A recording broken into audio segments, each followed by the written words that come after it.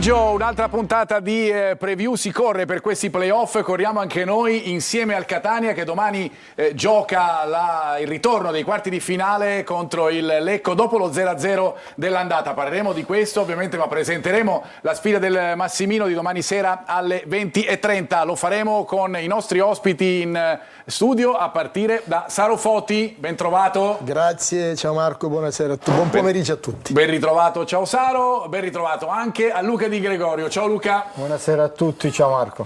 E ben ritrovato come sempre al nostro Ermanno Florio. Ciao Ermanno. Ciao Marco, buon pomeriggio a tutti quanti. Dall'altra parte dello studio, eccola inquadrata, splendida come sempre la nostra Anna. Ciao Anna. Ciao Marco, buon pomeriggio a chi ci sta seguendo da casa. Io vi ricordo che potete interagire con noi scrivendo al 342 77 12855.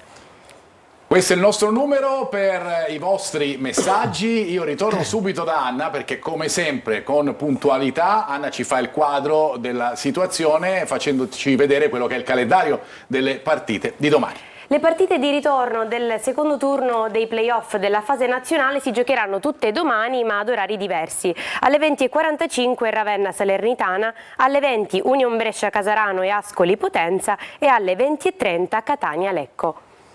L'attenzione ovviamente tutta rivolta su Catania-Lecco, chiaramente come sempre vi ricordo diretta stadio a partire dalle 20 con i collegamenti al Massimino, poi le interviste post gara ovviamente dopo aver seguito insieme la partita dello stadio catanese che si preannuncia ovviamente tutto esaurito per questa partitissima del ritorno dei quarti di finale. Andiamo a vedere adesso attraverso il tabellone quelli che possono essere gli incroci, no, di questo playoff. Li abbiamo rappresentati con questo tabellone tennistico perché in realtà così è, perché gli incroci sono già stati stabiliti, la Salernitana che ha vinto l'andata in casa con il Ravenna, il Casarano che ha perso con l'Union Brescia 3-0 all'andata e poi l'incrocio fra Potenza e Ascoli e fra Lecco e Catania. Ovviamente come avete visto le partite sono invertite, chiaramente si giocherà con il Catania, l'Ascoli, l'Union Brescia e il Ravenna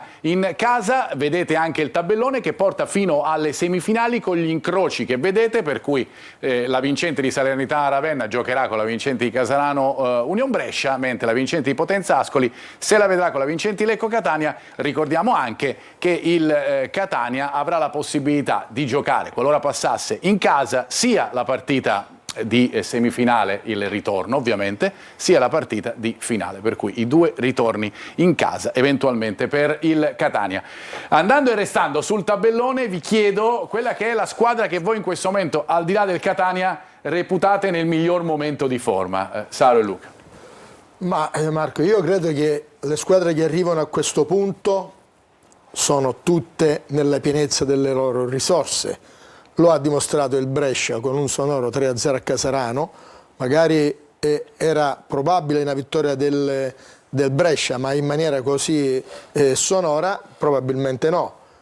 La Salernitana è una squadra in grande ascesa e che probabilmente ha il vantaggio di essere tra tutte le quattro le squadre quella che forse ha meno da perdere per come è andato il suo campionato, e quindi ritrovarsi ai playoff in una condizione del genere e in fase ascensionale potrebbe essere anche, perché no, la rivelazione verso le finali.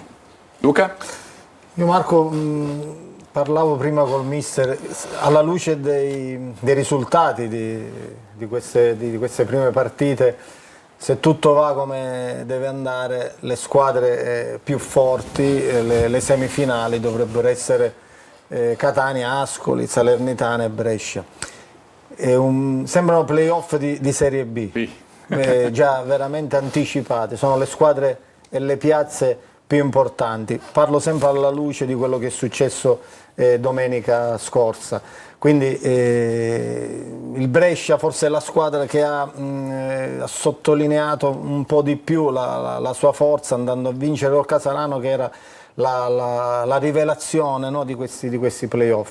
però credo che la Salernitana potrebbe essere una sorpresa e Catania-Ascoli secondo me è la semifinale più giusta, visto appunto i valori in campo e quello che è successo domenica. Quello che è successo anche appunto nella partita di domenica. A proposito della partita di domenica, andiamo a vedere, lo faccio attraverso il Manno e attraverso la nostra regia sempre puntuale, le statistiche legate a quello che è successo nella gara del Rigamonti Ceppi, perché Ermanno, vediamo alcuni numeri che tu ci puoi raccontare sicuramente un po' meglio, dandoci la spiegazione di che cosa vogliono dire e soprattutto di che cosa spiegano all'interno di quella partita. Sicuramente già abbiamo imparato a conoscere un pochettino quelli che sono gli XG, ovvero la pericolosità offensiva della squadra.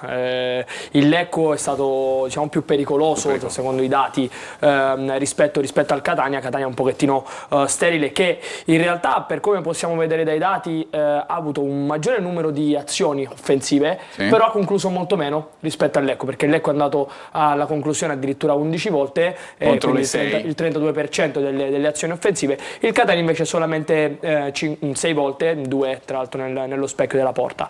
Diciamo, un dato che ho voluto sottolineare è anche la mancanza, ne avevamo parlato la volta scorsa, proprio venerdì. Secondo me il Catania doveva preparare e stava preparando qualcosa anche sui calci piazzati. Gli angoli infatti sono stati 6, però nessuno è realmente servito a una conclusione vera e propria, a creare pericolosità, e questo secondo me è qualcosa su cui il Catania, in ottica della partita di ritorno, ma in ottica anche delle prossime partite, si spera più partite possibili, deve sfruttare bene anche queste situazioni da calcio piazzato. Però poi mi piaceva farvi vedere la differenza tra fai passaggi nella tre quarti avversaria, dove il Catania è stato incisivo. Come numero di totali, di passaggi totali, il Lecco è stato superiore, ma diciamo è una considerazione che abbiamo fatto penso tutti guardando la partita. Il Lecco, soprattutto in alcune parti del gioco, diciamo della partita, soprattutto all'inizio mi viene da pensare, o dopo i 5 minuti del secondo tempo, è stata molto all'interno della partita, cercava uno sviluppo molto elaborato. La stessa cosa ha fatto anche un po' il Catania, più nella parte finale del primo e del secondo tempo. Però il Catania ha, come numero di passaggi totali nella tre quarti, ha un numero maggiore. Questo mi fa capire due cose: che comunque quando vengono cercati bene e si cercano bene, si trovano bene, i tre quarti e il reparto offensivo sa collaborare anche molto bene. L'abbiamo visto qualche volta con Cicerelli. Sono aumentati durante il secondo tempo? Sì, assolutamente, soprattutto negli ultimi 20 minuti con l'ingresso di Gimenez. Però l'altra considerazione che mi viene da pensare è che il fatto che il Catania nella tre quarti, quindi nella tre quarti del Lecco, abbia bloccato completamente tutte quelle che erano le strade per poterli farle collaborare o entrare dentro. Loro erano bravi a costruire da dietro, a sviluppare in zona centrale, ma il Catania col blocco medio-basso non gli ha permesso quelle che possono essere delle corridoi, delle autostrade per entrare dentro. Quindi bravo il Catania soprattutto in fase di non possesso. Che tipo di partita avete visto, Sara e Luca, e se pensate che possa essere lo stesso tipo di partita che vedremo invece al Massimino?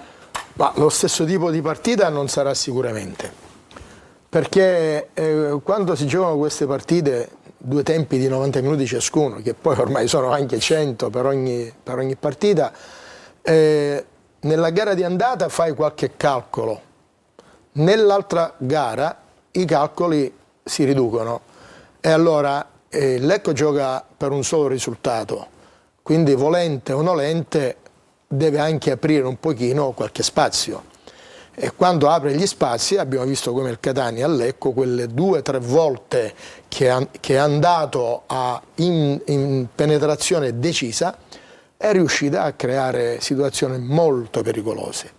Quindi una partita dove il Catania, secondo me, ha tutte le carte a regola per portarla a compimento in maniera brillante. Non è uguale, Marco, secondo me deve essere per due motivi. Il Catania ha un uomo in più, che sono 22.000 quasi persone. Sono 22.000 uomini in più. Perfetto. E donne, e ragazzi. Con tutto il rispetto per Lecco, che comunque non ha lo stesso, all'andata non ha lo stesso calore. 5.300 spettatori, 5.317 per la precisione, di cui 1.200 un quarto erano catanesi. Quindi l'uomo in più potrebbe essere in ogni caso il campo. Il mister diceva il Lecco ha un risultato, io dico anche il Catania deve avere un risultato, cioè la vittoria, perché per esperienza, il mister lo sa, anche per esperienza personale, giocare sapendo che hai pure il pareggio può essere secondo me anche controproducente, quindi si deve andare lì domani sera per vincere senza pensare che c'è il pareggio. Ecco, con queste due, diciamo, con questa mentalità e questi due, l'uomo in più che è il pubblico e la mentalità vincente per appunto cambiare rispetto a Lecco, secondo me il Catania può fare solo partita. E ricordiamo appunto, l'avete già ricordato voi, che il Catania passa il turno anche con un complessivo risultato di parità, visto l'andata ovviamente, con un pareggio di qualsiasi natura al Massimino. Nella partita di andata si sono messi in luce tanti giocatori che hanno fatto un'ottima partita. 2 sono giovanissimi e sapete che nel calcio italiano si parla tanto di quelle che sono le strategie legate ai più giovani. E noi abbiamo incentrato la nostra lente di ingrandimento. Vado subito da Anna per leggerla, perché ci dà il quadro di quello che è questa sfida che già vedete fra Romani e Pieraccini. Nel calcio italiano i giovani forti esistono ancora ed è proprio lì che nasce un calciatore, nei minuti veri, nella pressione e negli errori. Oggi esempi concreti arrivano da Simone Pieraccini e Lorenzo Romani. Il primo, classe 2004, è al Catania in prestito con diritto di riscatto dal Cesena, il secondo, classe 2005, è al Calcio Lecco in prestito secco dalla Fiorentina. Nell'ultima Lecco Catania hanno mostrato personalità da veterani. Romani ha chiuso con 108 passaggi totali, dato più alto tra tutti i giocatori in campo, 16 recuperi e 4 intercetti. Pieraccini con il 90% di precisione nei 39 passaggi giocati a servizio dei compagni, 5 recuperi offensivi e il 100% nei tackle riusciti. E questi sono i dati che, Anna, grazie, ci hai letto benissimo e che vado anche a commentare con gli ospiti di studio, guardando certamente la partita, quello che hanno fatto questi due ragazzi, ma anche concentrandoci sul fatto che appunto i giovani possono dare un valore aggiunto, no? Se ne parla tanto e lo vediamo soprattutto in un serbatoio importante come può essere la Serie C. Mi ha tolto proprio le parole da bocca, perché la Serie C è stata in passato sempre un serbatoio per la Serie A. Purtroppo, io dico purtroppo, l'eccesso di giocatori stranieri, perché non tutti i calciatori stranieri che sono arrivati in Italia, non solo quest'anno ma anche negli anni precedenti, hanno dimostrato di essere all'altezza del cosiddetto fuoriclasse, come vengono tesserati e come vengono presentati al momento in cui vanno nelle varie società. Quindi i giovani in Serie C possono giocare tranquillamente quando sono di valore. Io su questo sono stato anche uno di quelli che ci ha giocato con i giovani. Io ho fatto esordire in Serie C a 17 anni Suriano e Torre, ma non solo fatti esordire, ma hanno fatto 30 partite su 34 in Serie C. Non poche. Non poche. E oggi andiamo a vedere anche le squadre di Serie C hanno tantissimi stranieri, quindi bloccano anche nelle primavere. E tolgono spazio ai nostri ragazzi. Quindi parliamo dei nostri giovani, però hanno tarpate le ali per quelle che sono le programmazioni, secondo me sbagliate, delle varie società. In effetti, guardando la partita, Luca, si è visto proprio quanta qualità possono dare questi ragazzi, perché se si è forti si gioca a 18 anni, a 20 anni, a 25. Assolutamente sì. Anche a 40 per la verità. In tutte le categorie. Io dico sempre che nei campionati esteri questi ragazzi già sarebbero titolari inamovibili in Spagna, in Inghilterra, mentre da noi ancora c'è questa mentalità. Avete fatto una scheda di questi giocatori. Io metterei anche Mallamo, ne parlavo prima con Ermanno, che mi ha impressionato tutti nella molto, partita ma anche hanno Konate, rientra Duca che è un trequartista dai piedi buoni, quindi hanno dei giocatori giovani e importanti. Poi ecco, ci vogliono società che hanno coraggio, che rischiano, che li buttano dentro. Io insieme anche a Ermanno, per motivi appunto siamo sempre nei campi a vedere, soprattutto nei dilettanti, con i giovani, per conto della federazione. Vedo spesso anche in promozione, in eccellenza, argentini, brasiliani, uruguaiani, che non fanno la differenza. Ecco, dico sempre a parità di fare giocare sempre un ragazzo siciliano, a meno che arriva un fenomeno da questi posti, e non ne vedo tantissimi. Fare giocare i nostri ragazzi, i ragazzi siciliani, i ragazzi italiani, i ragazzi in generale che nel nostro paese sanno giocare a calcio, come abbiamo visto a quella grafica, no? Sì, assolutamente, ma poi diciamo se ne parla tanto ultimamente del problema un po' del collasso di quello che è il calcio italiano, della mancanza di giocatori forti, e questa secondo me è una bugia che ci vogliamo raccontare, perché non si ha il tempo per aspettare un giovane, per formare un giovane, per farlo crescere in qualche modo. È giusto che sbagli, perché è impensabile, per la partita che ho visto, diciamo, domenica e rivisto poi ieri su Telecolor, è impensabile vedere Romani e dire questo ragazzo deve fare la Serie C.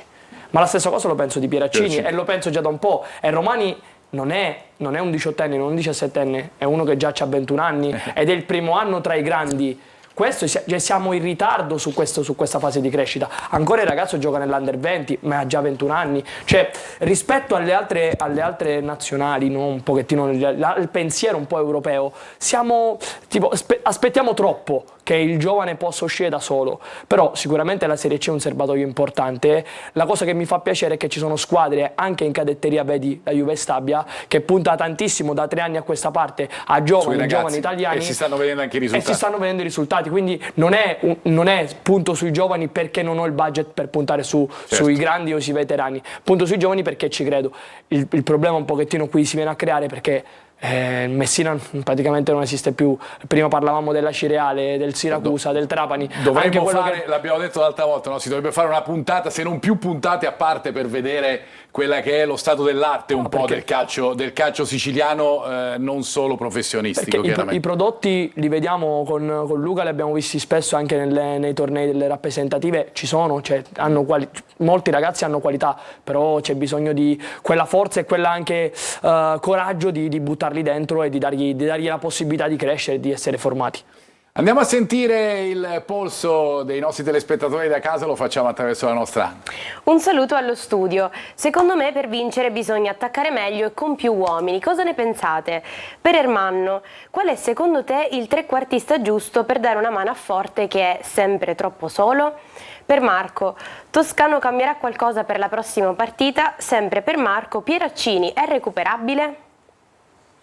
Benissimo, partiamo intanto dal trequartista, Ermanno. È una domanda un pochettino, secondo me, provocatoria in qualche modo, perché in realtà il trequartista che ha giocato meglio nell'ultima partita insieme a Forte e che ha acceso Forte negli ultimi 20 minuti è stato Jimenez. Perché gli altri... Ti riferisci, non è una scelta personale, ma una scelta legata a quello che si è visto all'ultima partita. Si è visto, anche perché Cicerelli, così come Bruzzaniti, così come D'Ausilio, sono molto meno trequartisti rispetto a Jimenez, così come anche un po' Lunetta, ovviamente con caratteristiche tecniche diverse, ballano molto davanti alla prima punta, mentre gli altri 3 giocatori citati poc'anzi lavorano in maniera molto più esterna, molto più larga. Addirittura abbiamo visto Cicerelli prendersi molte volte palla praticamente al posto di Pieraccini. Nella metà campo del Catania. Sì, troppo lontano, però sai, con le giuste indicazioni farlo giocare vicino, anche Cicerelli, anche Bruzzaniti potrebbero giocargli un po' più vicino, anche per accenderlo un po' di più. Bisogna attaccare meglio e soprattutto con più uomini? A voi faccio questa di domanda invece che è arrivata dai nostri telespettatori. Ma realmente domenica il Catania è stato un po' prudente. Non ha attaccato l'area di rigore con molti uomini, però secondo me è stata una strategia ben studiata, ben voluta, e secondo me ha ragione, perché io ho visto nel Lecco una delle caratteristiche più interessanti, l'aggressività, quasi l'atletismo, direi, una squadra molto atletica, una squadra che era sempre corta, sempre vicina sul pezzo, a parte quelle 3-4 occasioni che abbiamo detto prima dove il Catania ha sfondato bene. Quindi io credo che il ragionamento è stato quello di capire bene l'avversario, d'altronde un conto che ti guardi i filmati, un conto che ti guardi la cassetta, un conto che ti fanno le relazioni, un altro è il tecnico che vede la situazione. Ti faccio vedere, perché dalla regia sono prontissimi in questo, sono andati avanti con la scaletta e hanno preso un grafico, vi facciamo vedere, che racconta del possesso palla durante la partita di andata. La linea che vedete in nero è il Lecco, la linea che vedete in azzurro è il Catania. Per cui in basso i minuti, ovviamente in basso ci sono i vari minuti, dovete considerare che appunto è dall'inizio della partita fino alla fine, ecco, così è più chiaro. A sinistra c'è l'inizio della gara, a destra c'è la fine della gara. Guardate come è cambiato il trend fra quello che è l'inizio, l'avevamo detto anche con Ermanno, di quei 30 minuti in cui il Lecco va forte all'inizio, in cui il Catania un po' si è adattato, come diceva Sarofoti, e poi Luca però è venuto fuori. Sì, dopo è venuto fuori, ma come diceva il mister, forse l'idea, la partita è stata preparata in quel modo lì, si sapeva magari che il Lecco avrebbe fatto quel tipo di gioco, di partita, per poi colpire. E con, diciamo, mezza occasione il Catania con forte stava colpendo e quindi se entrava quel gol stavamo parlando appunto di altro. Ecco, per avere più uomini sì, sono d'accordo, secondo me domani sera sarà tutto diverso. Non so appunto se ci sarà Bruzzaniti, non l'ho visto benissimo, meglio Jimenez, anche D'Ausilio ha avuto un'altra occasione alla fine. Secondo me il mister potrebbe cambiare qualcosa. E a proposito, rispondi anche alla domanda che mi avevano fatto, sì, in effetti concordo con te, potrebbe cambiare qualcosa, anche se è vero, ricordiamo che l'allenamento del Catania, la vera rifinitura sarà oggi pomeriggio, perché poi parlerà Toscano, che doveva parlare questa mattina, poi è stato spostato allenamento al pomeriggio, di conseguenza conferenza stampa proprio nelle ultime ore del pomeriggio di oggi, e chiaramente dopo la rifinitura se ne saprà un po' di più, ma chiaramente proveremo a darvi delle indicazioni nel corso della trasmissione e con le probabili formazioni alla fine. Per quanto riguarda Pieraccini, sì, ci sarà. Andiamo a dare uno sguardo attraverso i tagli, Ermanno, a quello che è il Lecco, perché ne abbiamo apprezzato alcune caratteristiche, no? Soprattutto per quanto riguarda la densità e la capacità di recupero sulla seconda palla, sulle famose ribattute, ecco, se così possiamo dire. Sì, diciamo che la partita si è sviluppata molto su quello che è la transizione, che ormai è il fulcro del gioco, no? Soprattutto nella terza serie di italiana si gioca molto sul recupero palla e il riattacco veloce. Qui vediamo una situazione dove Konaté recupera palla, viene mandato su un recupero palla, su una palla persa da Casasola, Konaté che viene atteso forse un po' troppo da Miceli, quasi invitato ad entrare dentro area, Konaté che calcia, poi su questo tiro vedi la presenza, la costante presenza degli uomini offensivi del Lecco, e il tiro in porta. L'altra cosa che volevo analizzare è la scivolata solita di Di Tacchio, che mi ha ricordato un po' quella di Crotone. Però forse porta possa fare quel tiraccio bruttissimo. Qui invece sempre un'altra situazione dove mi riferisco più a quello che diceva prima il mister Foti sulla densità del Lecco. Vedi la compattezza dei reparti, sono addirittura 6 giocatori dentro l'area di rigore. Portare così tanti uomini vicino alla zona palla è qualcosa che porta ovviamente un rischio, perché se perdi palla coprire 70 metri non è facilissimo, ma soprattutto la facilità e l'aumento della probabilità di riconquistare quelle che sono le mezze palle. Vedi, c'era una situazione in questo caso è una palla respinta, quella di Dini, che viene presa da Sipos, nell'altro caso era una palla che viene deviata, respinta, e la prendono sempre i giocatori. Per fare questo bisogna avere tanti uomini lì vicino, no?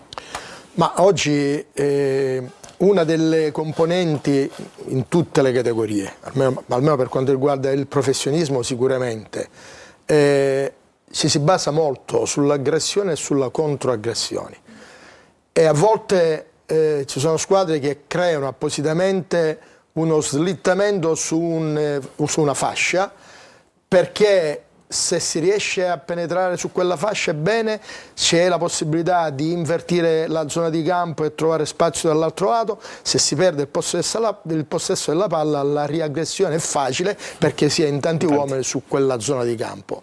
Questa è un po' una componente che riguarda quasi tutte le squadre No, professionistiche. ma si è visto tantissimo, il Lecco lo faceva tantissimo, questa pressione forte in zona laterale. Poi dopo credo che lo puoi far vedere anche vedremo, col prossimo, vedremo. lo vedremo anche con altri tagli, ma nel prossimo andiamo a vedere un po' quanto sono compatti lì, quant'è la compattezza, no, nella zona Sì, offensiva. il mister parlava più di Sì, una fase della di fase- pressione, sì, è chiaro, però, è chiaro. su questo taglio vediamo la compattezza, Esatto. più che altro l'alta densità, no, dei giocatori offensivi. Qua vediamo per esempio Urso entrare dentro l'area e giocarsi l'1 contro 1 con Celli, però vedi quanti uomini ci sono Esatto. negli ultimi 25 metri. Qua te li ho fatti vedere un pochettino analizzati anche per ruolo, sono addirittura tutti e 10 giocatori di movimento negli ultimi 20-25 metri Se hai del tutti Catania. questi uomini, Ermanno, è perché la squadra è molto compatta. corta, Sì, molto corta. salgono tutti o quasi tutti e c'è capacità atletica, perché sì. altrimenti non torni. La Anche per quello transizione poi viene fatta magari bene dopo la prima mezz'ora. perché c'è anche una buona condizione Sì. No, atletica. questo è sicuro, ma infatti con Marco ne abbiamo parlato anche in telecronaca. Se ci abbiamo fatto caso, la compattezza è stata una caratteristica costante di tutta la partita, però negli ultimi 10 minuti quella brillantezza energica un pochettino andava a calare. Non puoi volere tutto. È fisiologico. Gli ultimi 10 minuti di ogni tempo, fra parentesi, anche nel primo tempo. La curiosità è capire mercoledì, quindi la partita di domani, se effettivamente il Lecco riesce dal punto di vista energetico in qualche modo a essere così tanto brillante e così tanto compatto come lo stato domenica. Quindi se riesce a recuperare del tutto quelle che sono le energie. Luca è un po' scettico. Penso che non giocherà in quel modo. No. Penso che saranno 10 nell'altra metà Sì, la campo. compattezza sarà un po' più arretrata, Secondo diciamo. me sarà tutta dall'altro compatti, lato. ma col baricentro arretrato. Anche se le statistiche che proprio con Ermanno abbiamo fatto vedere di quasi tutte le partite, anzi di tutte le partite dei playoff, ma di molte partite anche la stagione regolare, indicherebbero come questa sia una tendenza da parte del Lecco, quella di provare a partire forte. Certo, Ma l'unica immagino cosa, che Marco, voglia partire forte anche il Catania. Però siccome ha un risultato solo potrebbe comunque sbilanciarsi, quindi deve attaccare, deve segnare, deve provare a vincere e quindi là il Catania ne può approfittare. Io credo, non ci fermiamo. No, se tu credi qualcosa io non mi posso fermare, devo proprio aspettare. Io credo che il primo tempo sarà come ha detto Luca, in attesa da parte del Lecco. Nel secondo tempo le cose per il Lecco dovranno per forza cambiare e quindi la partita diventa più, secondo me, a portata del Catania. Vedremo che cosa succederà domani, noi intanto continueremo a parlare di quello che potrebbe succedere domani attraverso la nostra trasmissione, lo facciamo fra poco perché adesso ci fermiamo, ci troviamo fra pochissimo.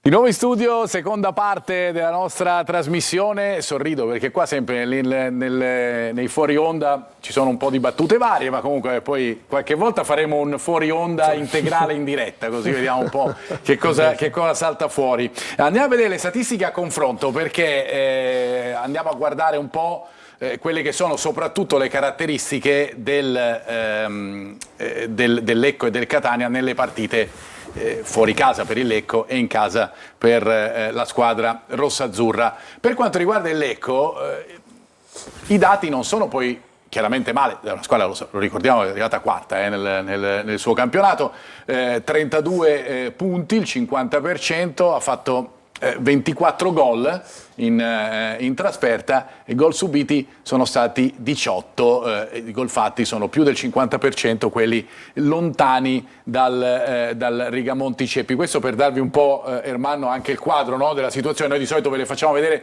queste grafiche con le statistiche, è praticamente la stessa dell'altra volta per quanto riguarda le componenti delle due squadre, ma ovviamente in modo inverso, cioè in casa per il Catania e in trasferta per il Lecco. La cosa che mi fa sorridere sono i 4 gol subiti del Catania. Gol subiti. Per di più quando sono arrivati 4 gol subiti, ricordiamo che erano 0 fino a un mese e mezzo. Diciamo molto pochi di questi 4 sono arrivati con Toscano in panchina, quindi anche quella potrebbe essere un'arma in più nel pensiero, no, della partita di domani al Massimino e speriamo che il Massimino ritorni il bottino di sempre.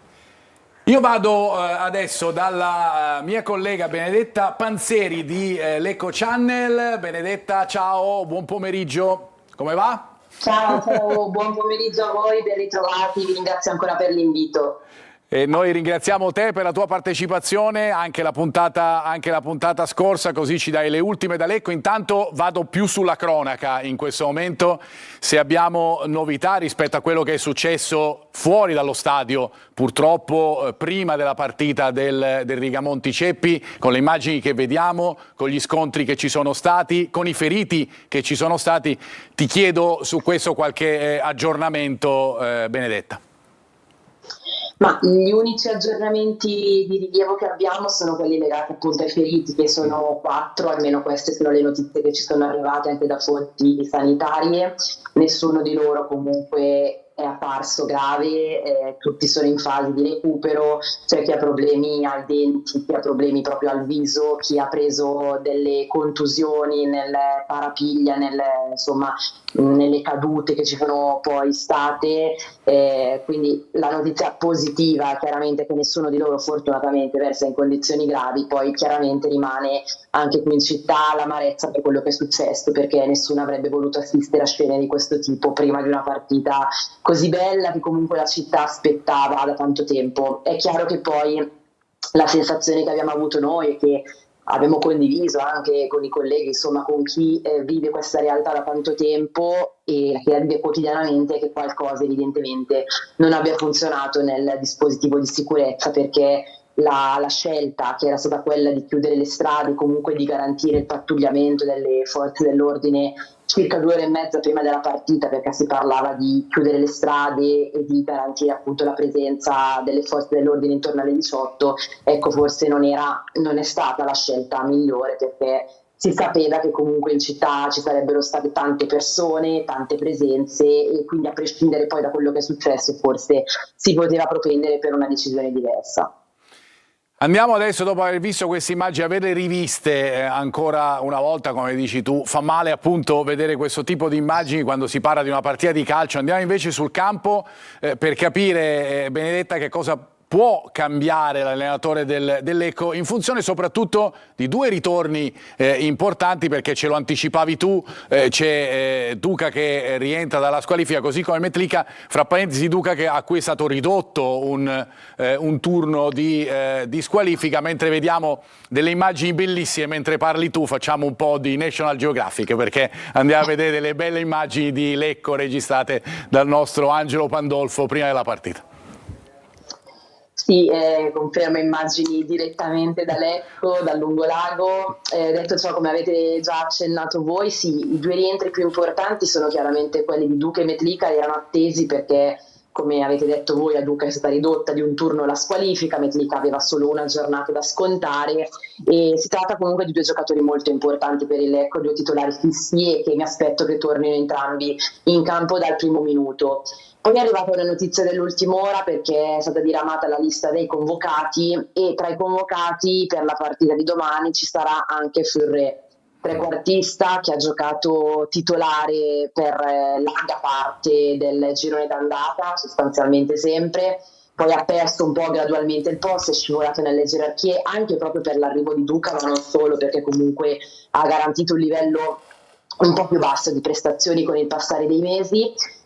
Chiaramente non è un rientro fondamentale, mi sento di dire, proprio per questo motivo, cioè per il fatto che ultimamente aveva trovato molto meno spazio, però è chiaro che avere un giocatore in più è sempre una notizia positiva in una partita così importante, quindi di conseguenza l'unico giocatore che ancora rimane fuori è Rizzo, un esterno che ha giocato anche da braccetto, comunque un giocatore abbastanza duttile, ma non ci aspettavamo il suo rientro, quindi niente di particolare da questo punto di vista. Ribadisco appunto che la notizia più importante è sicuramente quella del rientro di Duca, che avrà al 99% un posto da titolare nella gara di domani. Il rientro di Duca, Benedetta, può anche cambiare il sistema di gioco, nel senso che può essere adattato magari in un sistema di gioco col 3-5-1-1 in cui Duca diventa il giocatore dietro la punta, sia in un 3-4-1-2 giocando alle spalle di 2 punte. Esattamente, sì, qua secondo me da capire come Valente sceglierà di affrontare questa partita, perché è chiaro che il Lecco deve vincere e deve provare quindi a fare subito la partita. In quest'ottica potrei addirittura aspettarmi un 11 titolare con le 2 punte, quindi con Duca alle spalle di Sipos e di Konaté. Però c'è anche da dire che il Lecco dovesse subire un gol si vedrebbe privato di qualsiasi possibilità tendenzialmente di passare il turno, quindi può anche essere che, come hai detto bene tu poco fa, si possa optare magari per una sorta di 3-5-1-1, quindi con il centrocampo a 5 che ha funzionato comunque nelle ultime uscite, con ovviamente poi il rientrante Metlica. A quel punto Duca potrebbe agire da trequartista alle spalle di Stipos, salvo novità particolari, ma non me l'aspetto. Quindi c'è un po' questa doppia possibilità. Nel caso in cui, come dicevo prima, ci fossero le due punte con alle loro spalle Duca, si avrebbe un centrocampo a 4 e da lì sarebbe interessante eventualmente capire chi sarebbe l'escluso, perché comunque, ripeto, dopo è scontata la presenza di Metlica dal primo minuto e a quel punto ci sarebbe da escludere uno tra Zanellato, che è tornato titolare proprio nella partita di andata contro il Catania, e Maldamo, che in quella partita lì ha fatto comunque molto bene, quindi sarebbe una scelta non semplicissima. Però Valente sarà chiamato a una scelta, lui lo ha detto l'altro giorno nel post partita, a lui piace essere messo un po' in difficoltà quando ci sono tanti giocatori che comunque stanno bene, che hanno voglia di giocare, e quindi, come dicevo anche prima, il riferimento a Furré, avere tanti giocatori in questo senso è sicuramente un'ottima notizia, e poi sarà al mister fare le scelte migliori per provare a vincere questa partita, che insomma è importante per il Benedetta Panzieri, Lecco Channel, io ti ringrazio. Sarai a Catania per seguire la partita? Sì, noi ci saremo ovviamente domani a Catania, saremo presenti tutti, nel senso io con i miei colleghi della redazione, quindi domani in giornata arriveremo in Sicilia e poi ci godremo la partita. Sarà un piacere ovviamente accogliervi, ovviamente lo farà il Catania, ma anche noi allo stadio. Grazie Benedetta, e allora ci vediamo domani al Massimino. Intanto Grazie mille a voi, a domani. Grazie ancora. Io vi faccio vedere, perché ne abbiamo parlato, poi ritorno a parlare un attimo delle decisioni legate agli incidenti dell'altro giorno. Abbiamo parlato dei rientri, no? Ve li presentiamo un po', perché è quello che facciamo in questa fase della nostra trasmissione sempre, e per cui attraverso la grafica con il nostro Gaetano Marano in regia andiamo a vedere la grafica relativa a Edoardo Duca. Ne parlavamo proprio poco fa, in prestito dalla Juve Stabia, giocatore che ha fatto 4 gol fra stagione regolare e playoff. Da gennaio è arrivato, è diventato subito indispensabile per l'allenatore del Lecco, espulso nella partita di andata con la Pianese. Il giudice, come abbiamo detto, ha ridotto la squalifica da 3 giornate a 2, per cui è tornato a disposizione per la partita di domani. Andiamo a vedere invece la scheda grafica di Metlica, che è l'altro giocatore che, come abbiamo sentito anche dalla collega, tornerà titolare nella partita di domani, classe 2001, legato al Lecco fino al 30 giugno del 2027, nato appunto a Vittorio Veneto e di scuola Chievo Verona, l'ultima stagione alla Virtus Verona. Quest'anno 5 gol e 4 assist in blu celeste per Metlica, per darvi l'idea appunto del giocatore che il Catania si ritroverà di fronte in questa partita, e quelli che sono appunto i nuovi giocatori del Lecco che troveremo. Vi dicevo delle situazioni legate appunto agli incidenti, divieto di trasferta per la partita per i tifosi del Lecco. Per quanto riguarda la partita di domani, lo possiamo dare praticamente per certo. Sono al vaglio le immagini per l'identificazione dei facinorosi che hanno partecipato ovviamente agli scontri. In settimana poi si aspettano provvedimenti per i tifosi del Catania che potrebbero essere legati appunto alle prossime trasferte, e non solo per le trasferte di questa stagione, insomma di quelle che ci auguriamo siano le prossime trasferte del Catania nei playoff. Ritorno da Ermanno, perché andiamo ad analizzare adesso il Catania. Che cosa ha fatto il Catania a livello offensivo nella situazione di possesso palla nella partita di andata, andando a vedere quella che è stata la collaborazione. Abbiamo parlato molto già in questa puntata, la collaborazione nel reparto offensivo, magari soprattutto se i 2 trequartisti hanno dato chi più e chi meno man forte a forte. Faccio il gioco di parole. Vediamo la differenza in qualche modo tra il primo tempo e il secondo tempo sulla collaboratività dei trequartisti per il reparto offensivo. Qua vediamo in rosso, ti ho fatto vedere la distanza tra Bruzzaniti, Forte e Cicerelli.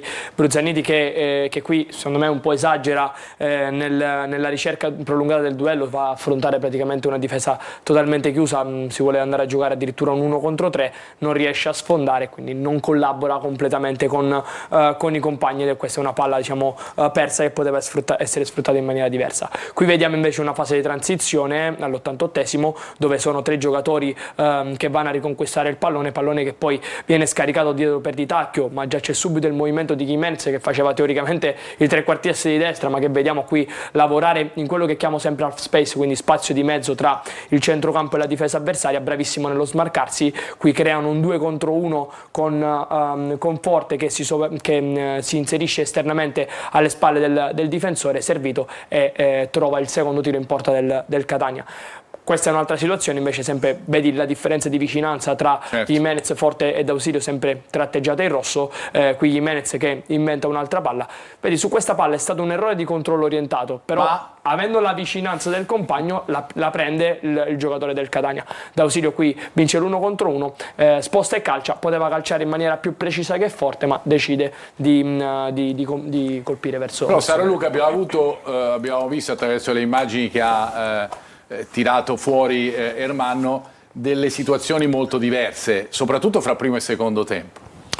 Ma perché il Catania ha 4 trequartisti che hanno delle piccole sfumature di differenza tra di loro, ma sono tutte e 4 di notevole caratura. E per esempio nella partita di Lecco è stato detto che Bruzzaniti non è stato all'altezza di altre volte, ma è il giocatore che nell'ultima parte del campionato era quello il quale aveva fatto meglio insieme ad Ausilio, fra i vari trequartisti. Quindi ecco cosa si deduce da questo, che in fin dei conti ogni partita presenta le sue difficoltà. E probabilmente questo modo di giocare del Lecco, così aggressivo, così rapido, così atletico, ha messo un po' in difficoltà Bruzzaniti. Il Catania ha la possibilità di invertire i trequartisti e Toscano l'ha fatto puntualmente. Ricordiamo che Gimenez, fra parentesi, ha anche una soluzione alternativa, e che soluzione alternativa per la mediana del Catania, non essendoci Corbari e essendo Di Noia non in perfette condizioni, anche se rientrerà. C'è da dire rispetto a quello che ha detto il mister, che Cicerelli non è quello dopo l'infortunio, non è quello dell'inizio, naturalmente ha avuto un infortunio grave, serio, quindi ci vuole tempo per recuperare quel tipo di infortunio, quindi sta arrivando a questo punto della stagione non al top fisicamente, anche se diventa sempre importante e devastante se è in giornata.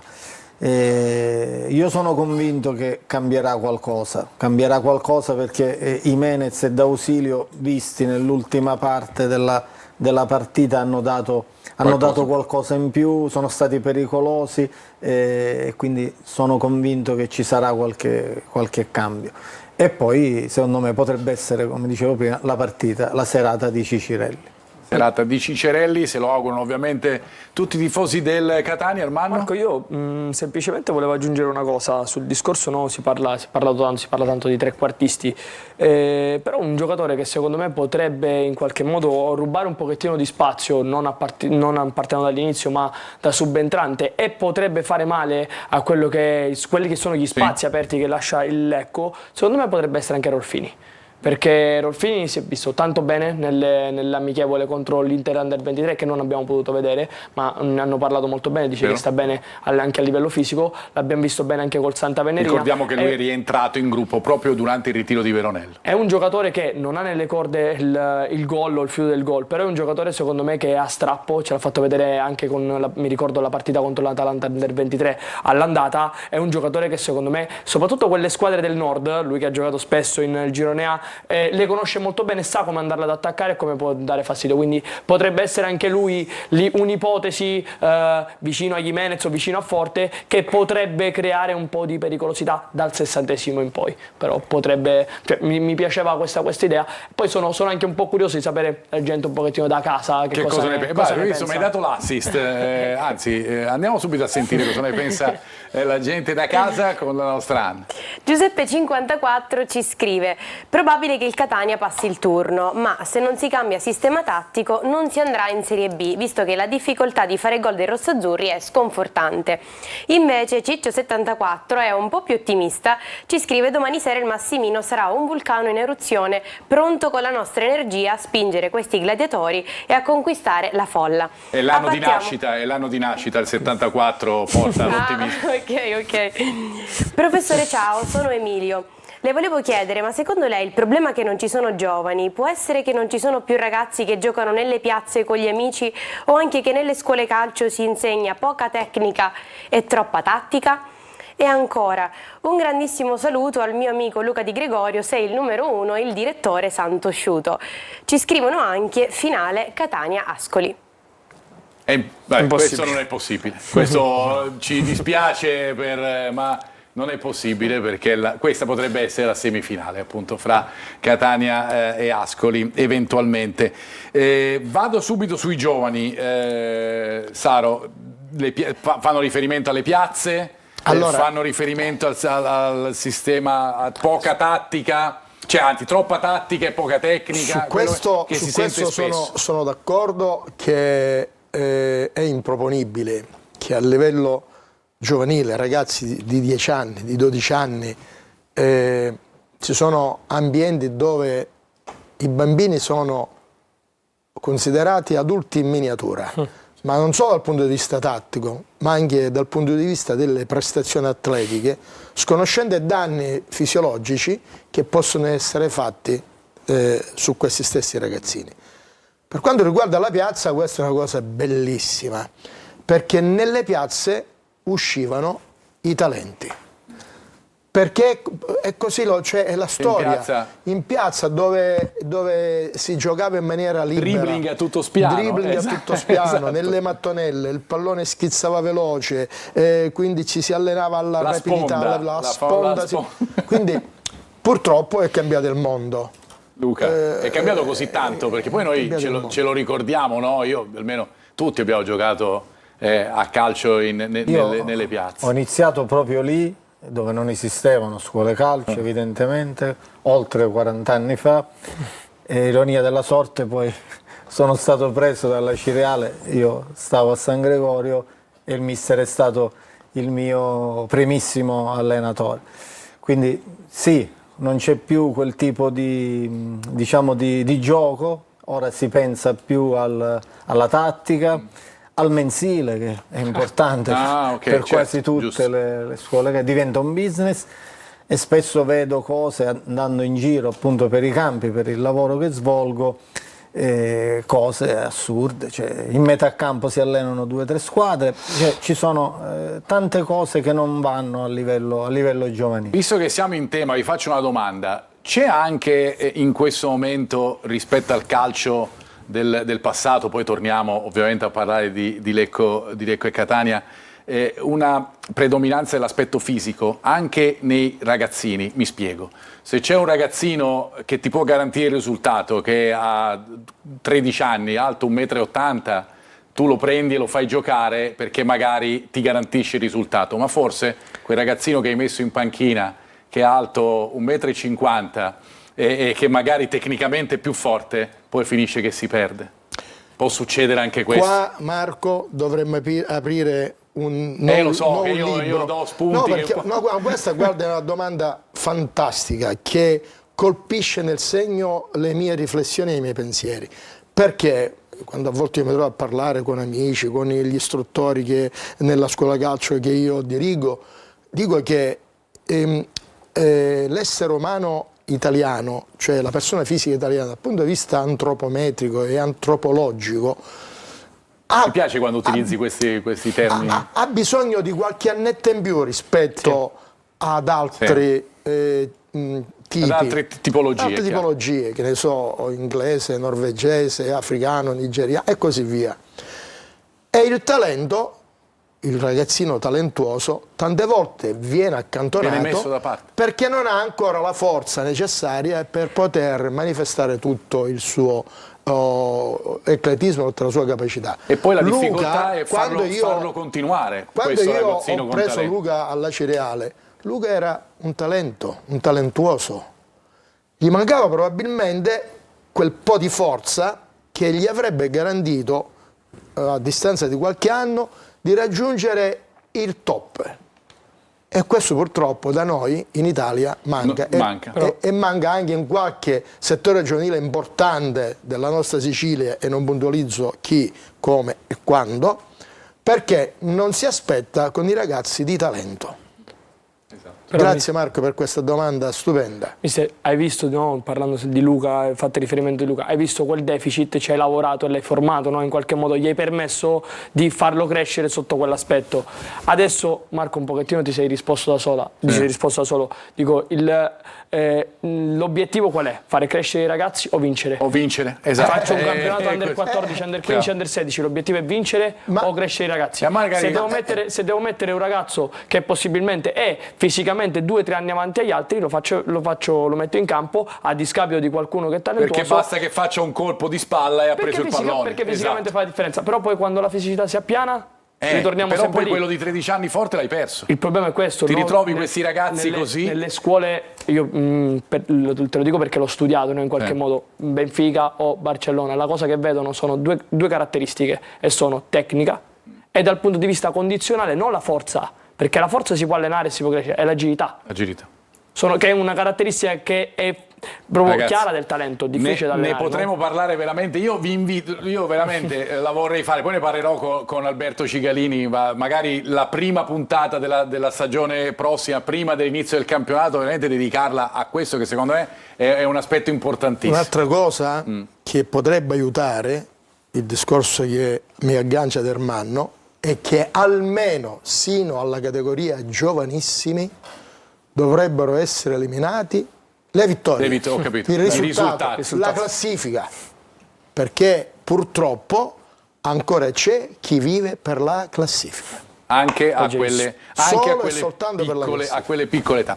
Torniamo a parlare di Catania-Lecco, lo faccio attraverso Ermanno perché torniamo a parlare del Catania e andiamo a vedere un'altra clip sulla ricerca dei cross e l'attacco all'area dei rossazzurri. Sì, perché potrebbe essere in realtà un qualcosa su cui il Catania può sfruttare sicuramente meglio quelle che sono le sue caratteristiche, e abbiamo visto un Lecco che in realtà ha sofferto tanto in alcune situazioni di palla aerea. Qua vediamo in uno sviluppo esterno c'è un interscambio tra il mediano e il quinto, con Quaini che va fuori e Casasola che va dentro il campo. Sì. Quindi sulla ricezione di Quaini però vedi la pochezza di uomini in maglia bianca dentro l'area, addirittura è un 2 contro 7. Su questo cross è bravissimo, forte a muoversi e a smarcarsi dal suo avversario, molto bravo anche Cicerelli a attaccare il secondo palo, però vedi l'incertezza dei giocatori del Lecco è qualcosa che, se sfruttata in maniera positiva con diversi uomini dentro l'area, potrebbe rivelarsi un pochettino decisiva. Qua vediamo un'altra situazione, invece vediamo un po' la differenza, dove il Catania attacca con più uomini l'area di rigore, c'è una riconquista, vedi sempre il discorso della transizione e della ripartenza, e qui vediamo D'Ausilio che vince un 2 contro 1 in fascia. Su questo cross addirittura sono 3 gli uomini che attaccano tutti la stessa zona, questo è un qualcosa di positivo perché secondo me era anche lavorato, ed è sempre il Catania ad avere in qualche modo la meglio. Qua Jimenez è forte, per questione di centimetri non beccano il pallone, però vedi, poi lo vedremo anche successivamente con la traversa di Forte, nasce tutto da queste situazioni di cross secondo me sulla quale non tanto Romani ma Tanco, Marrone o Battistini possono soffrire quello che è l'attacco palla, e secondo me Toscano ci lavorerà tanto, ci sta lavorando tanto su questa possibilità. Sempre interessanti le indicazioni che ci dà il nostro Ermanno. Io ritorno invece da Anna perché andiamo ancora con i messaggi, Anna. Vorrei chiedere al mister Foti se la lunghezza del campo e le condizioni del terreno possono favorire il Catania. Se il Lecco si mette col 3-5-1-1 la vedo brutta per il sistema di gioco di Toscano. E ancora, buon pomeriggio, Bruzzaniti non si può fare giocare in una posizione non sua. Lo mettessero al suo posto nella tre quarti di sinistra, vedremo Bruzzaniti. E ancora, buon pomeriggio, la finale sarà Catania-Brescia, ho una fortissima premonizione. Da Antonio 64. Comunque tutti col 4. Sì, Giuseppe esatto. 54, Ciccio 74, tutti col 4. Esatto. Ci sta, si saranno messi d'accordo, diciamo. Anche secondo me è troppo strano. Andiamo, grazie Anna. 3-5-1-1 è un rischio per il Catania? No. Nel senso, sì, perché si dice che col 3-5 il Catania soffra le squadre che giocano col 3-5-2, poi 3-5-1-1. Allora, il fatto è questo, se tu hai una sola punta, se fai 3-5-1-1, se hai una sola punta e il Catania gioca con la difesa a 3, qualcosina perde il Catania, perché rischi di avere 3 centrali con un solo, ho capito. e Cioè, quindi può succedere che in mezzo al campo È in l'avversario inferiorità numerica. esattamente. Però il Catania ha giocatori esperti, capaci di uscire anche dal proprio orticello e quindi poter aggredire eventualmente l'uno un po' più alto e annullare questo piccolo problema tattico che potrebbe generarsi. Per quanto riguarda la lunghezza del campo, che diceva, infatti, la lunghezza lo volevo chiedere a Luca, voglio capire che cosa ne pensa Luca di questa cosa della lunghezza, perché tu ti eri già espresso, mi sembra, Saro, poco fa.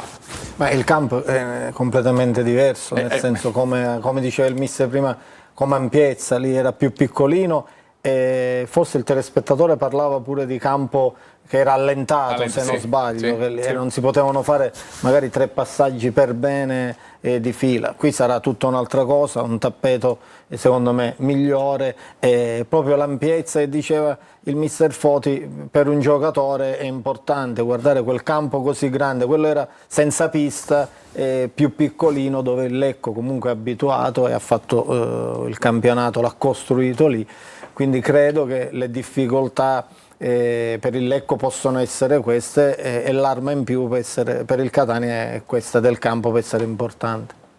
Andiamo a vedere, Ermanno, invece come si comportano i blu celesti. Anzi, prima vi faccio vedere le ultime partite per delineare un po' il quadro della forza del Lecco in questa fase finale della stagione regolare. Lo vedete, le ultime partite di stagione regolare sono rappresentate con la vittoria in casa dell'Alcione Milano e poi il pareggio con l'Umezzane, la sconfitta con la Pergolettese, e poi invece tutte le partite dei playoff con la vittoria con la Gian Erminio, il doppio pareggio con la Pianese e lo 0-0 con il Catania. Insomma, 3 pareggi consecutivi per una squadra che aveva chiuso la stagione regolare con una vittoria, un pareggio e una sconfitta, un po' lo stato di forma del Lecco in questo momento. Ermanno, andiamo a vedere i piazzati, perché noi sempre li analizziamo, vediamo come si comportano i blu celesti proprio sui vari piazzati. Ne abbiamo avuto varie evidenze durante la partita. Sì, diciamo, mi piace sempre un pochettino analizzare i calci piazzati, perché sono qualcosa secondo me su cui può nascere sempre pericolosità. Questo in realtà non è il piazzato, ma è una situazione dove il Catania trova il gol, quindi parlo di questo visto che eccolo qua, ok. Sul piazzato vedi, questa è una punizione laterale, attaccano con diversi uomini nell'area di rigore, qua il Catania che marca invece a zona, marca in linea. La particolarità dell'attacco palla viene sul fatto che 3 giocatori attaccano l'area, altri 3 invece vedi aspettano in attesa di una seconda palla che arriva, per poi già essere pronti, l'ha detto prima il mister, no? Se si è in tanti in quella zona, poi quando si riconquista palla si è tanti anche per attaccare, quindi su questa poi seconda palla, su questo controcross arriva poi l'occasione di Konate. Questo invece è il calcio l'angolo, dove portano 2 giocatori al limite dell'area e 2 blocchi, 4 giocatori che attaccano il secondo palo, Zanellato, Battistini, Tanco e Bonaiti, mentre Konate, Urso e Sipos, gruppo da 3, attaccano il primo palo. Se li contiamo bene sono tutti e 10 i giocatori di movimento a praticamente ridosso 7 in area, quello che batte la punizione, il calcio d'angolo, e 2 all'esterno. 2 al limite. Questo perché comunque hanno studiato il Catania si difende sempre con 11 giocatori, 10 più il portiere, quindi sicuramente anche nelle prossime occasioni andranno con così tanti giocatori. La variante che potrebbe apportare il Catania è mettere anche semplicemente un giocatore nella linea di centrocampo, in modo da sfalsare in qualche modo le maglie blucelesti. Ecco, questo spesso succede, no Luca? In alcuni calci piazzati lo vediamo anche nei campionati di livello più alto oppure nelle coppe europee. Tante squadre poi portano i giocatori fuori, diciamo, vicino al centrocampo, per fare in modo che la squadra avversaria abbia delle difficoltà in tal senso e debba chiaramente chiudere gli spazi. Sì, naturalmente anche per la ripartenza, perché se tu riesci a beccare palla e sei pronto a ripartire potresti fare davvero male. Quindi l'analisi di Ermanno è giusta, il Lecco ha studiato come si mette il Catania in questi calci piazzati, e la cosa che colpisce è che tutte e 10, tranne compreso quello che batte, sono tutti in quel fazzoletto di 20 metri, 30 metri. Ci fermiamo, ci ritroviamo fra pochissimo per la terza parte di preview. A fra poco.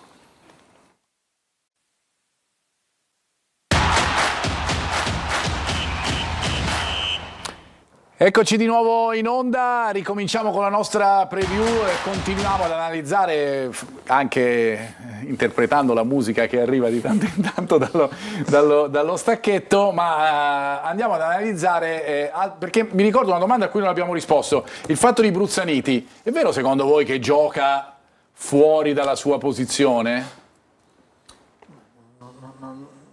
Uno con quei piedi e quelle caratteristiche. Dove dovrebbe giocare? Cioè, secondo me il mister l'ha messo in una posizione, ma anche il mister Viali quando è stato qui ha fatto anche, mi pare, 2 gol. Lui Viali faceva 4-2-3-1, per cui partiva proprio lì sull'esterno. Io ho fatto quel ruolo, no? Quindi mi sento parte, in quei 20 metri, 30 metri, dove stavo posso incidere, a destra, a sinistra, non ero un attaccante. Non è una questione centrale. di dove ti mettono. Secondo me no, uno con quei piedi che ha quelle caratteristiche di saltare l'uomo, soprattutto sull'esterno, può giocare a destra, a sinistra. Ecco, io parlo per le caratteristiche che avevo io, ci assomigliamo in quel senso, non ero non può giocare dove gioca forte naturalmente, o Caturano, ma sull'esterno o dietro la punta, ecco, quelli sono i ruoli. Poi sa calciare, sa crossare con entrambi i piedi, dico, non è limitato a un piede, quindi vi abbiamo visto fare addirittura quando è arrivato due assist in 10 minuti, uno con un piede e uno con l'altro. Quindi non è un giocatore, è un giocatore che ama stare largo, e invece Toscano gli chiede un pochettino di venire dentro perché deve occupare quello spazio centrale, a differenza di Viali che lo relegava un pochettino esterno per poi tagliare dentro.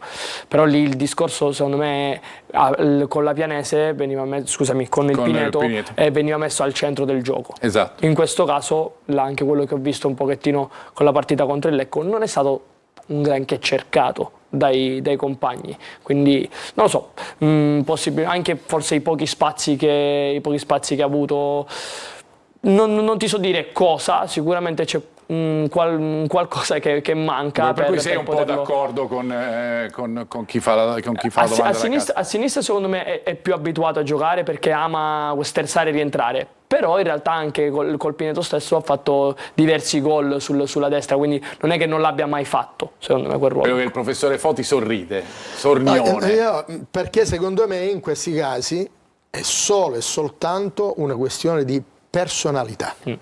Il calciatore che ha personalità non può distinguere se sta 5 metri più al centro o 10 metri più a destra o a sinistra. Il giocatore che ha personalità prende palla, la difende, la protegge, si appoggia, si smarca, si fa vedere, stoppa e tira, controlla e crossa. Ritorniamo ai discorsi di prima, se a un giocatore nella Premier tu fai un discorso del genere ti prende per pazzo, ma noi giochiamo ovunque senza nessun problema. Il pallone è sempre quello, il campo di gioco, erba è qua, erba è lì, è solo una questione davvero di personalità tecnica. Hai visto, anche le vostre domande da casa continuate a farcele, ovviamente, perché secondo me aprono il dibattito, oltre per mettervi in contatto ovviamente con la nostra Anna. Ce ne sono altre, Anna? Già? Sì, ok, allora vengo da te. Buon pomeriggio, se non sbaglio Jimenez è in diffida, quindi credo sia un rischio schierarlo dal primo minuto, dato che potrebbe essere squalificato nell'eventuale semifinale da Mauro. La qualità c'è e si vede, forza Catania, e ancora la squadra ha dimostrato diverse volte di saper giocare a calcio, ma serve più continuità. Penso che la squadra metterà in campo grinta e voglia di vincere, forza Catania. E queste sono le intenzioni dei nostri telespettatori rispetto al Catania. Jimenez diffidato può creare, Jimenez che ha preso l'ammonizione proprio alla fine della partita con il Lecco. No, se si parte da questi presupposti si sbaglia. Il Catania deve giocare come il suo mister, che sa quello che fa, perché per me Toscano è il valore aggiunto del Catania.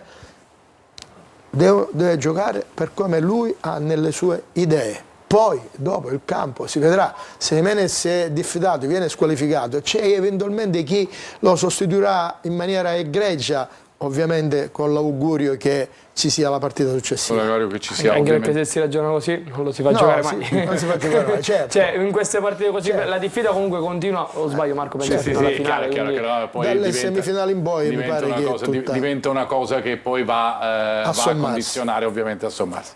Andiamo al ritorno da Ermanno, perché abbiamo visto i calci d'angolo piazzati del Lecco, andiamo a vedere i calci d'angolo del Catania. Sì, perché in realtà vediamo come il Lecco esegue una marcatura uomo molto stretta, non lasciano mai giocatori liberi. Il Catania che va a attaccare con 2 blocchi, 3 giocatori vanno a attaccare il primo palo, sono Di Tacchio, Miceli e Forte. Sul secondo palo invece c'è Pieraccini, Cassasola e Ierardi. La ricerca è una ricerca del secondo palo.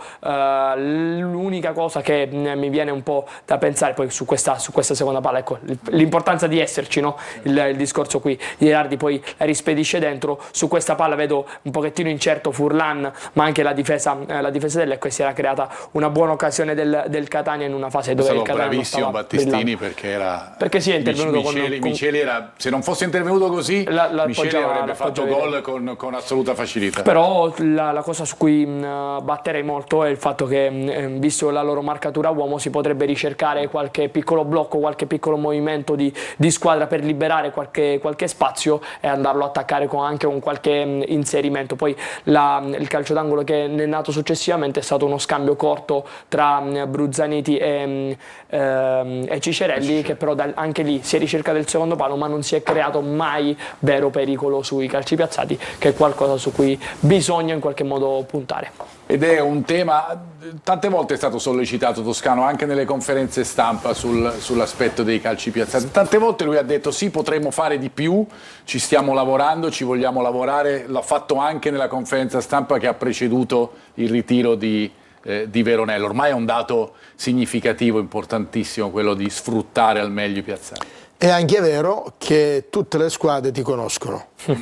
Quindi dovresti avere un bagaglio di situazioni su palle inattive talmente ampio che rischi poi di fare confusione, e non fai né quelle né quelle altre. Gli avversari ti conoscono, ti hanno studiato, sanno come ti muovi, sanno quello che fanno, quindi non è facile.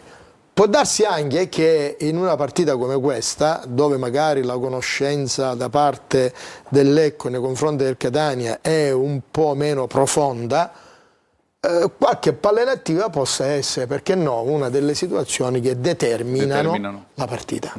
Sì. Ormai è un dato incontrovertibile, così come è incontrovertibile che noi abbiamo sempre la curiosità di vedere che cosa dice l'intelligenza artificiale per la partita del Catania. Allora vado dalla nostra Anna, perché è già pronta per darvi questo pronostico, oltre che informarvi sull'ultimo precedente giocato al Massimino fra Catania e Lecco. Il risultato precedente è 3-0, una partita giocata nel 73, e l'intelligenza artificiale non si sbilancia più di tanto, quindi ci suggerisce un pareggio 1-1 con gol di Cicerelli e Konate.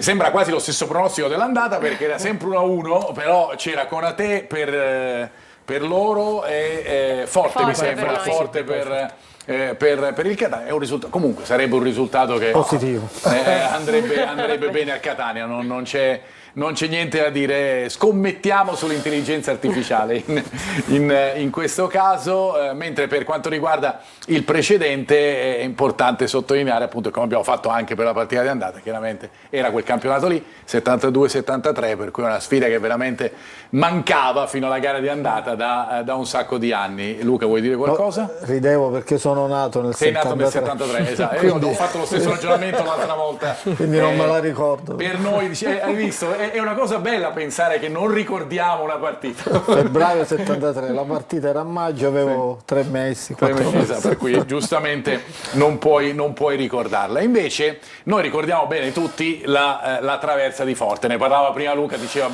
quello sarebbe stata il cambiamento della partita, no? In quel momento, dopo quell'inizio comunque di un certo tipo da parte del Lecco. Noi con Ermanno siamo andati a prendere l'azione proprio dalle fasi iniziali, perché guardandola dalle fasi iniziali ci rendiamo conto di tante cose che sono successe nella stessa azione, e ora Ermanno, come sempre, ci fa il quadro dettagliato. Sì, principalmente perché andiamo ad analizzare quelli che sono tanti principi, no? Vediamo su questa palla laterale, vedi l'alta densità del Lecco in pressione, addirittura portando i due attaccanti vicini a pressare sulla zona per chiudere il fazzoletto, per chiudere la giocata. Catania che non riesce a trovare quelle combinazioni per ricercare velocemente il lato debole e in qualche modo cade nella trappola della pressione regalando il pallone che viene regalato da Konate e Acquaini.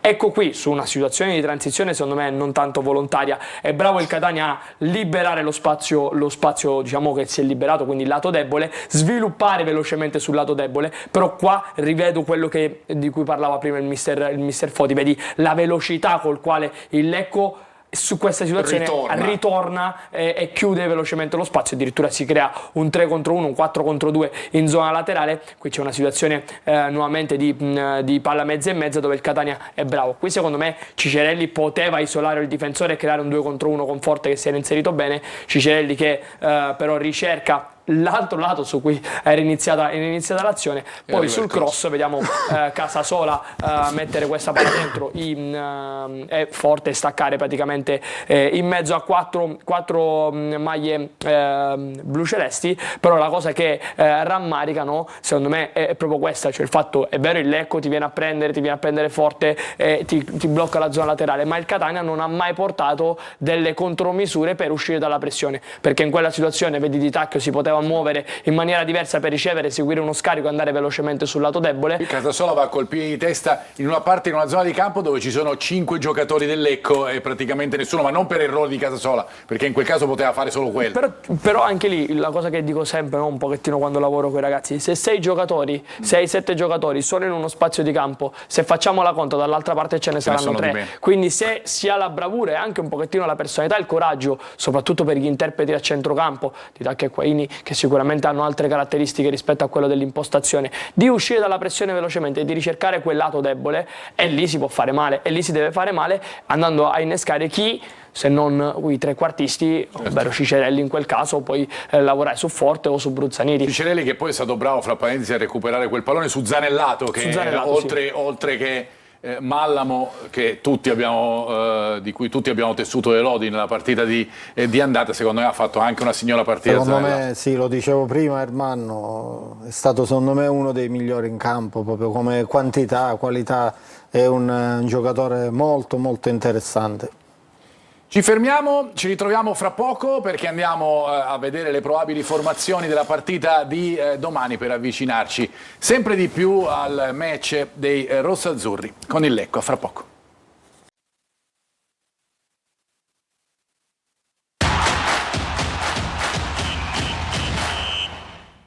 Eccoci qua, ultima parte di preview, andiamo verso la conclusione, andiamo verso le probabili formazioni, fermo restando, come vi ho detto a inizio trasmissione, che ci sono soprattutto la seduta di finitura per il Catania che sta per incominciare, poi ci sarà la conferenza stampa di Toscano nel tardo pomeriggio di oggi, per cui tanto potrà essere deciso e sarà deciso oggi pomeriggio, anche perché il Catania ieri ha fatto un allenamento praticamente di scarico fondamentalmente subito dopo la partita con il Lecco. Andiamo a vedere quella che può essere la probabile del Catania, con alcune indicazioni che emergono dalla partita scorsa, con la possibilità che qualche cambio ci sia, e noi li abbiamo individuati in Donnarumma a sinistra, con lo spostamento di Celli da braccetto sempre a sinistra, con la possibilità di vedere ancora Miceli con Pieraccini, o chissà mai di vedere anche Pieraccini centrale, con la possibilità di mettere Gherardi a destra. È un'opzione tattica,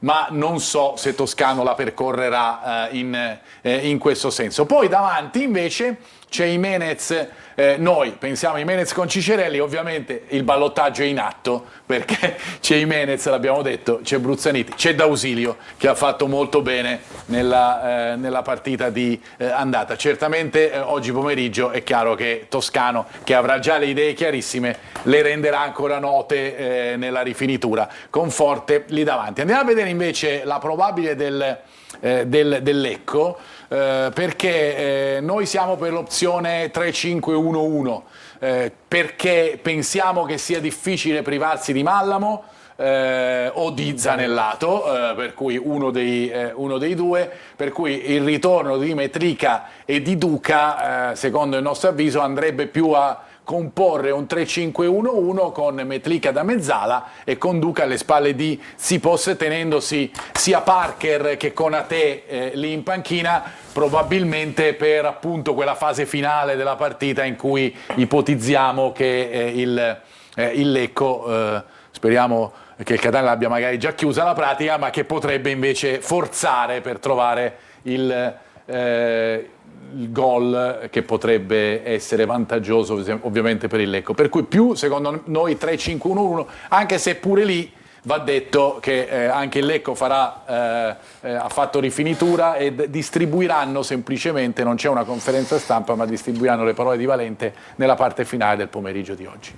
Sì, io credo, concordo tantissimo con la disamina che avete fatto, perché, ripeto, il concetto che io mi faccio di una squadra che viene a Catania, che è una forza assoluta di questi playoff, e non mi butto a capofitto sotto la metà campo avversaria perché voglio sbloccare subito il risultato.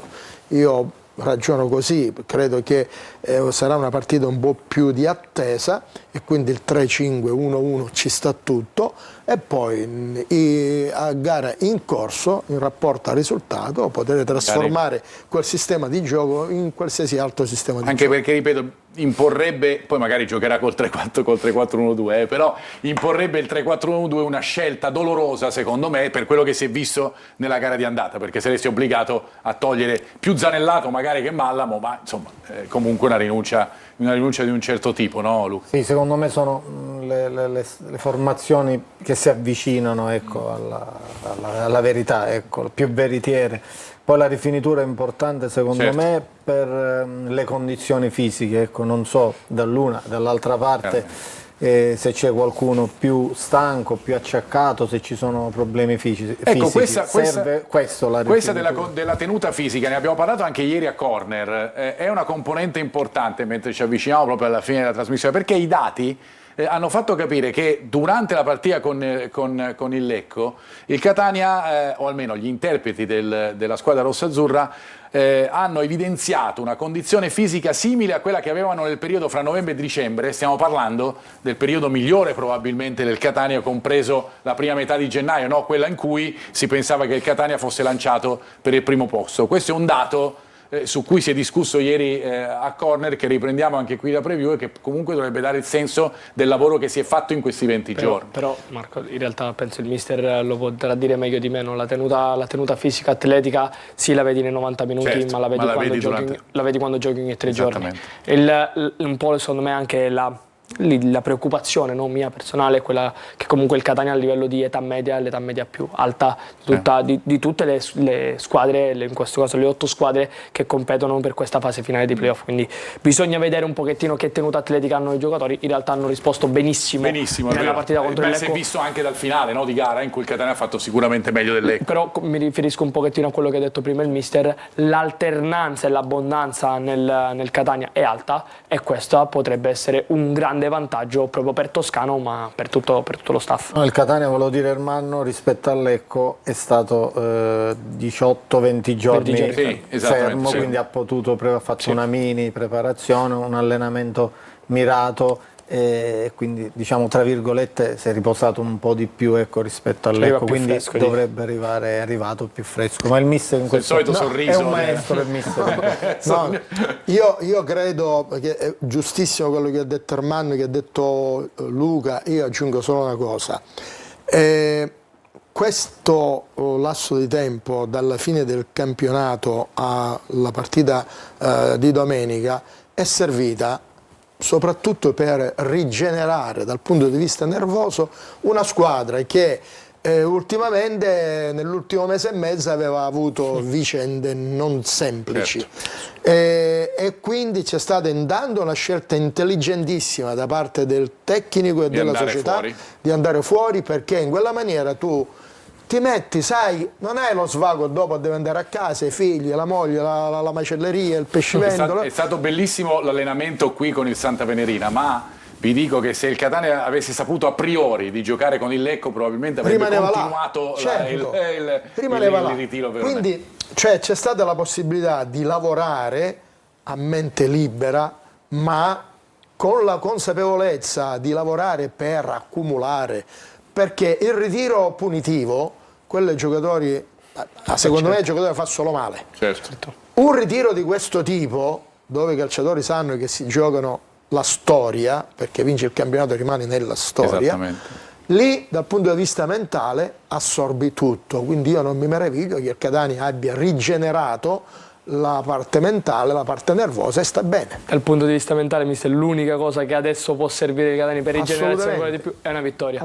che non arriva proprio al Massimino da fine febbraio, quindi quella è la cosa, penso, che più rigenerante serve, secondo me, ai uomini toscano. Andiamo a vedere chi è il direttore di gara per chiudere con le nostre grafiche. Edoardo Gianquinto di Parma, poi c'è gli assistenti che sono Andrea Cecchi della sezione Roma 1 e Stefania Signorelli di Paola, e poi il quarto ufficiale che è sempre Roma 1. Ricordiamo che dai playoff non c'è più l'FVS, l'operatore FVS, ma c'è il VAR, come avviene nei campionati di Serie A, per cui c'è Francesco Cosso di Reggio Calabria e poi l'assistente VAR che è Dario Di Francesco di Ostia. Quindi non ci sono le due richieste? No, non c'è più. Non c'è più la famosa card, quella che di tanto in tanto, di cui tanto e spesso si è parlato soprattutto a inizio campionato, non c'è più, ma c'è il VAR. Così come c'è invece sempre la nostra Anna che ci dà i prossimi appuntamenti. Anna. Ciao Marco, grazie. Noi speriamo di vederci presto e quindi di tornare sia venerdì che martedì alle 14:30 sempre qui su Telecolor. Facciamo ovviamente tutti gli scongiuri perché chiaramente è d'obbligo in questo caso. Invece io saluto il nostro Salo Foti. Grazie Marco, a te, a tutti i telespettatori che sono tanti nella tua trasmissione, e buon pomeriggio a tutti. Grazie Luca Di Gregorio. Grazie a voi, speriamo di rivederci prestissimo. E grazie al nostro Ermanno Florio. Ciao Marco, buonasera a tutti quanti. E allora io vi do invece l'appuntamento ovviamente a domani con Diretta Stadio. Ricordiamo l'inizio alle ore 20 sempre su Telecolor per vivere insieme questa bellissima avventura dei playoff. Alla prossima, ciao a tutti.